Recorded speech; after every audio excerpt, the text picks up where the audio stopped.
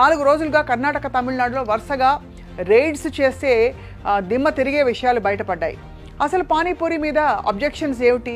ఇంత సరళమైన ఫుడ్ కదా ఇది అనుకుంటున్నారు కదా. కర్ణాటక తమిళనాడులో తేలింది ఏమిటంటే నిషేధం విధించే అవకాశాలు ఎంతవరకు ఉన్నాయన్న విషయాలు కూడా మనం పరిశీలిద్దాం.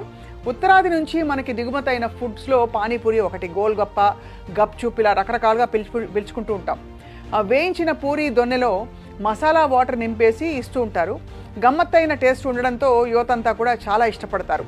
ఈ గమ్మత్తు పెంచడం కోసం ఇందులో కొన్ని కెమికల్స్ కలుపుతున్నారట ఈ మధ్య. ఇప్పుడు ఆ కెమికల్స్ కొంప ముంచుతున్నాయి. ఇందులో కొన్ని క్యాన్సర్ కలగజేసే కెమికల్స్ కూడా ఉన్నాయని చెప్పి లెక్క తేలింది. ఆ మధ్య కాలంలో మనం కొన్ని మసాలాల గురించి మాట్లాడుకున్నాం, అదే మాదిరిగా అనమాట.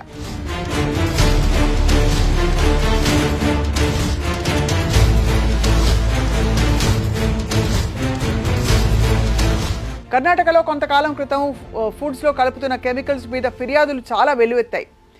రంగు పెంచడానికి, గమ్మత్తైన టేస్ట్ ఇవ్వడం కోసం ఈ కెమికల్స్ బాగా కలుపుతున్నట్టు తెలుస్తోంది. దీంతో ప్రమాదకరమైన కెమికల్స్ మీద కర్ణాటక ప్రభుత్వం నిషేధం విధించింది.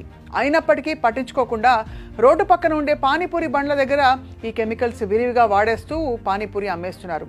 దీంతో ఫుడ్ సేఫ్టీ అధికారులని రంగంలోకి దించారు. బెంగళూరులో చుట్టుపక్కల ప్రాంతాలలో 250 శాంపిల్స్ని సేకరించి టెస్ట్లకు పంపించారు. ఈ టెస్టుల్లో కళ్ళు చెదిరే విషయాలు బయటపడ్డాయి. గతంలో నిషేధించిన కెమికల్స్ మాత్రమే కాకుండా ఇప్పుడు కొత్త రకం కెమికల్స్ కూడా విచ్చలవిడిగా వాడేస్తున్నారు అని లెక్క తేలింది.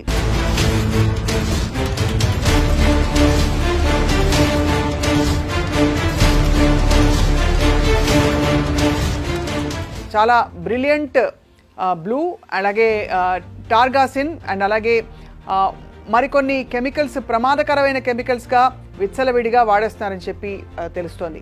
గమ్మత్తు కలిగించే ఈ కెమికల్స్ వల్ల యువత ప్రత్యేకంగా ఈ పానీపూరి బండి దగ్గర వెళ్ళి కొనుక్కుని విపరీతంగా తినేస్తూ ఉంటారు అని తేలింది. ఇది ఒక రకంగా మత్తులో ముంచడం అని కూడా అర్థమవుతుంది.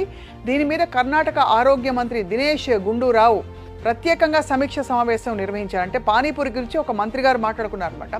పట్టణ ప్రాంతం ఎక్కువగా ఉండే 10 జిల్లాల్లో విస్తారంగా తనిఖీలు నిర్వహించాలని చెప్పి బెంగళూరు, మైసూరు, మంగళూరు, గుల్బర్గా వంటి సిటీస్లో ప్రత్యేక దృష్టి పెట్టాలని చెప్పి ఆదేశాలు జారీ చేశారు. పానీపూరితో పాటు గోబీ మంచూరియా, నూడిల్స్, ఇక కబాబ్స్ వంటి వాటిలో కూడా ఈ రసాయనాలు విపరీతంగా కలుపుతున్నట్టు గుర్తించారు. ఈ విషయాలు గుప్పుమనడంతో ప్రజా సంఘాలు కూడా బాగా ఆందోళన వ్యక్తం చేస్తున్నాయి. కొంతకాలం పాటు పానీపూరి వ్యాపారాన్ని నిషేధించాలని చెప్పి డిమాండ్ చేస్తున్నాయి. లేని పక్షంలో యువత ఒక కొత్త రకం మత్తులో మునిగిపోతారని చెప్పి ఆవేదన వ్యక్తం చేస్తున్నాయి.